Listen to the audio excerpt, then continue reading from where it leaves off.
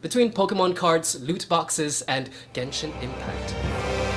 Gacha, or, gambling, has our society by the balls, and we as a species just really like it when there's a bunch of funky little creatures that are basically the same but kind of different enough that you really want to buy and collect all of them. Unfortunately though, a gacha addiction is expensive, and I am broke. But there's always one place you can go to for reliably pretty, cute, or weird shit, and that is the ocean, which is fucking.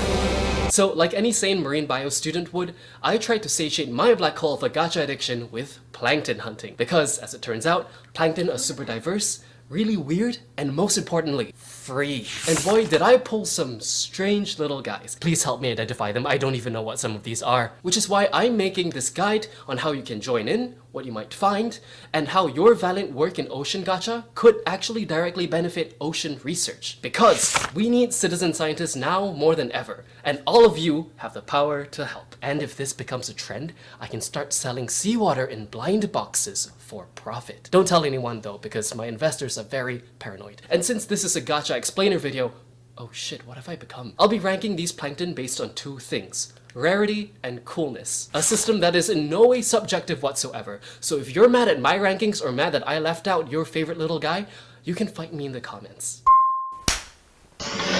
Starting with our most common pool, we have copepods. These are one-eyed, free-swimming crustaceans found all across the globe. They're also the inspiration for plankton from SpongeBob. So that's how you know they're the default plankton when people think of plankton. But copepods are anything but default. They can come with ornate swimming appendages like this one that would even make a peacock blush. Others are less beautiful and more cosmic horror. Just look at this fine selection of parasitic copepods. This thing used to look like this thing. Like, where's your head, bro? They're so specialized into parasitism that they're now 50% roots. C tier for these guys, B tier for the pretty ones and the parasites. So copepods are at the bottom of the food chain. And if they already look this weird, what do their predators look like? Well, at second most abundant, we have arrowworms as your answer. Looking like a cross between a fish, a worm, and a bear trap, arrowworms are perhaps the most successful marine predator you've never heard of. Unless you're a copepod. When they sense vibration, they torpedo towards their target and then use their mouth spines as a cage to trap prey and eat them whole. Some have even been observed pouncing at metal research equipment. This level of brazen brutality is kind of understandable, given that their bodies are 80% pure muscle. 100 copepod-sized men would have no shot against this guy. But they also have a secret romantic side. For drama, of course. All individuals are hermaphroditic, carrying both sperm and eggs, and are known to have some elaborate courtship rituals. A lover and a fighter. But if you can't beat them one-on-one, you can always send the horde. And that's exactly the strategy of the third most abundant plankton on our list, krill. Antarctic krill make up a biomass of around 379 million tons. That's more than 1,000 Empire State Buildings combined, giving the species one of the highest total biomasses on the planet. They're a key food source for seals, penguins, fish, and of course, whales. It makes sense now that the largest organisms on Earth feed on some of the smallest. Krill are so common and so plentiful that they're pretty much the only species that can sustain something as huge as a blue whale. But I'm not a whale, and I don't think krill are as interesting as our last two, so I'm giving them C tier. Where they lack in sheer krill-like abundance, pteropods make up for in elegance.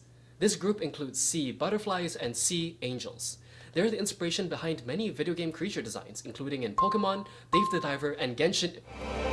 They're essentially shellless relatives of snails and slugs, swimming by waving their wings back and forth with rhythmic grace. They can also be straight up evil. Sea angels are hardcore predators that feed exclusively on sea butterflies. They burst out their hidden tentacles to grasp prey and then scour their flesh using a combination of mouth hooks and a tooth-covered tongue, or radula. And it's kind of an unfair fight, because sea angels can charge at speeds of 1 centimeter a second. Okay, that doesn't sound super impressive, but that's still double the speed of a sea butterfly. The species Cleone antarctica can even secrete noxious chemicals to deter predators. I fear no sea creature, but that thing scares me. S tier. With predators like that going around, it's no wonder that some creatures maxed out on defense. Just ask the ostracod, commonly known as seed shrimp. They're shrimp-like crustaceans that live in pod-like shells, usually made of chitin or calcium carbonate. But this introvert has a secret freaky side.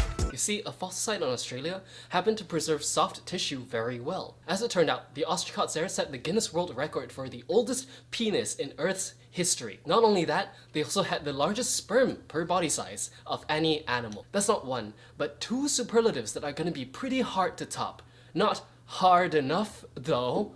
B tier. Oh shit, we're not even halfway done. And next up are the really alien ones, like siphonophores, salps. But we'll save that for another video, because this one's long enough already and editor Shayna is going to kill me. Go subscribe so you know when that releases, you know what to do. And yes, you can hunt for plankton yourself, using nothing more than a water bottle and a pair of nylon stockings. And patience.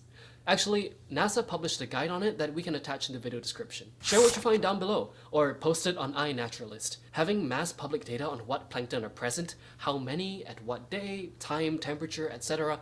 is immensely helpful for research because plankton, as foundation of the food web, are key indicators of ecosystem health, and any changes in abundance could be warning flags for an upcoming crisis. Who knows, maybe you'll even find an unidentified species out there. I mean, the ocean is... Until then, happy fishing, happy collecting, bye!